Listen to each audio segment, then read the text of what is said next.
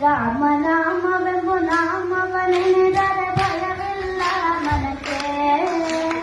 ಮೂರು ಲೋಕಕ್ಕೆ ಕಾರಣ ಕೆಟ್ಟ ನಾರಾಯಣ ಜಲಕ್ಕೆ, ಶ್ರೀಮನಾರಾಯಣ ಜಲಕ್ಕೆ. ರಾಮನಾಮವೆಂಬು ನಾಮವನೆನೆದರೆ ಭಯವಿಲ್ಲ ಮನಕ್ಕೆ.